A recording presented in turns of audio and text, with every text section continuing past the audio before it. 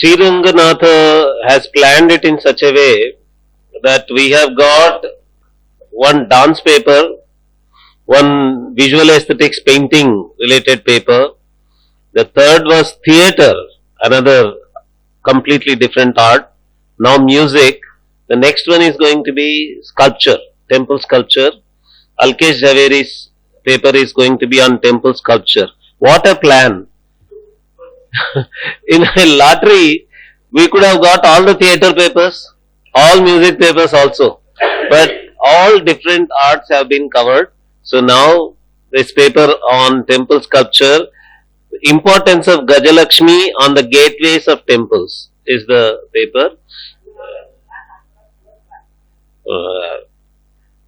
All Perumal's plan. Andavane. So thank you for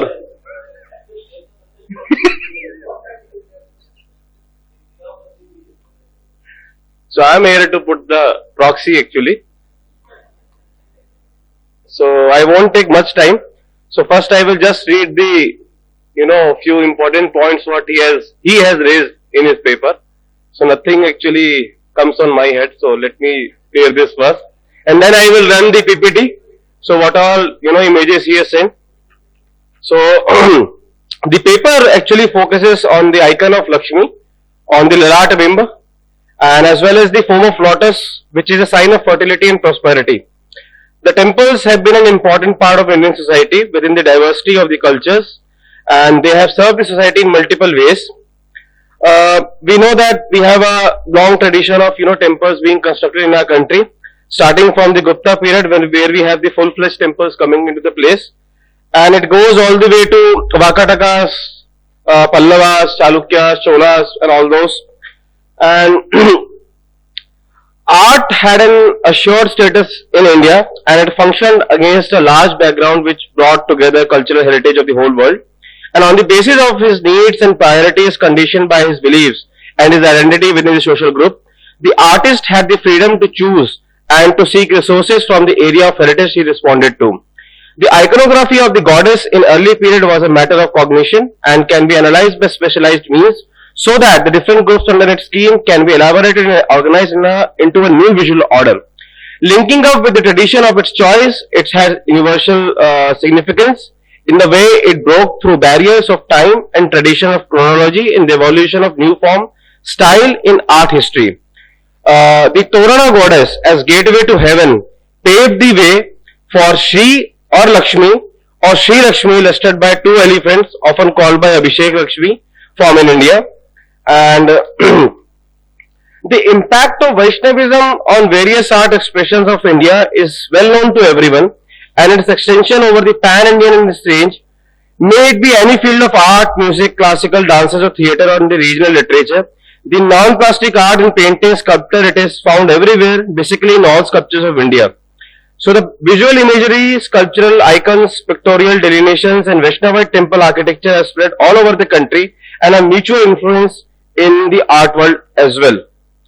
The goddess Shri, which is mentioned in Rigveda, in Shri Sukta, later became linked with Lakshmi, the goddess of prosperity and good fortune. And nearly 2000 years there is not much evidence for the worship of the goddess. And then the evidence resumes, so that the 5th and 6th century, the cult of goddess becomes as much as part of the written record as that of the male deities in synchronization with the Vishnu in the Puranic times. We know about the Kurma Avatar story where the churning of ocean happened and how Vishnu accepts the Lakshmi to be her consort, and there we have the episode where she becomes Vishnu Bharya. So, and through prayed as an independent deity in the Vedic times, the Lakshmi was blended into Vaishnavism and became a part of temple architecture and the motifs. And that's how we see how Lakshmi comes into the form of, it's been used in the Lalata Bimba. So if we look holistic way, a temple itself is a cosmic world where every corner, every angle, every part and every component generates a cosmic energy at macro and micro level, right from Shikhara all the way to Jagati and Adhisthana.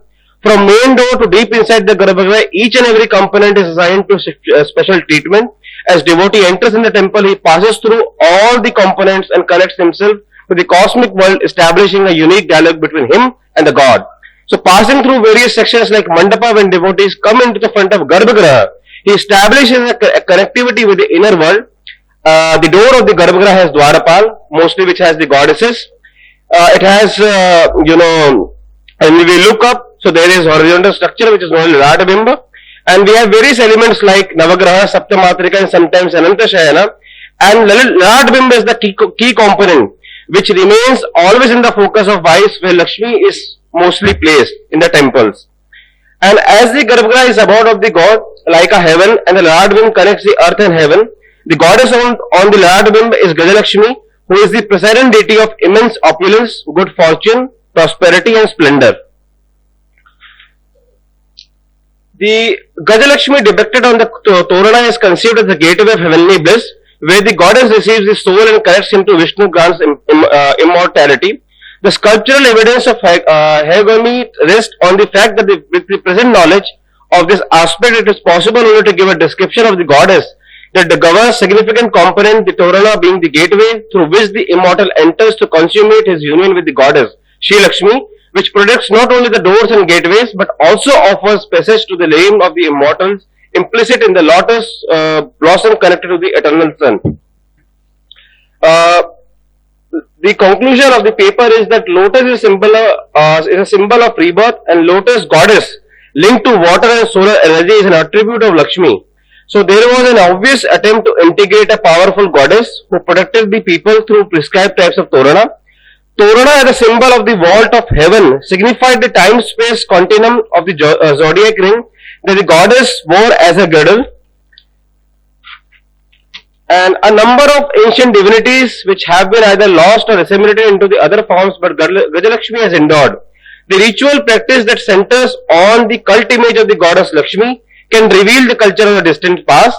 The significance of the goddess may be fully comprehended only if the various contemporary forms of all the religious sites across the countries are observed together in order to understand the history of Lakshmi through both religious as well as the historical lenses. So this was the complete paper. So I will just run the slide just to show the what all images he has compiled. So this is the most ancient depiction of Lakshmi on the one of the Toranas at Sanchi Stupa. Though again there is a debate whether it is Lakshmi or not, but the symbolism, some historians believe that it could be Lakshmi also. The famous one from the Shri Mandir, the Simhadwar.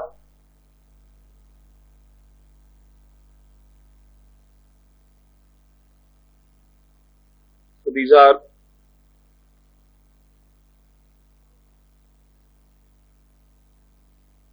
this is the Toran where she is placed.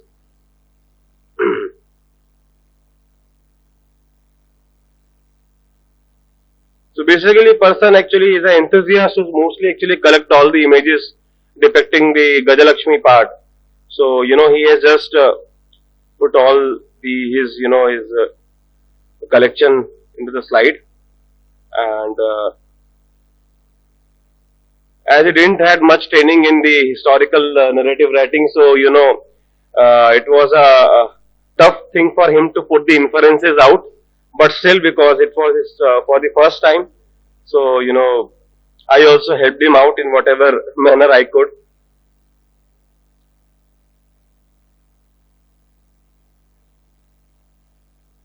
So,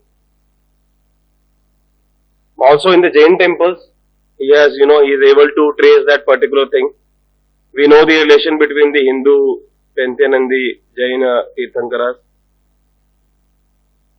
These are various other, here is the whole culmination. Mostly the example comes from the Odisha, the Kalinga temple architecture. We know why it is, so that we have so many examples from that particular part of the country, and also from Maharashtra. And also the contemporary example, this is I think from one of the Haveli, if I am not wrong, and how the Lakshmi motif is also used in the Aipan or Rangoli across the country. Use it.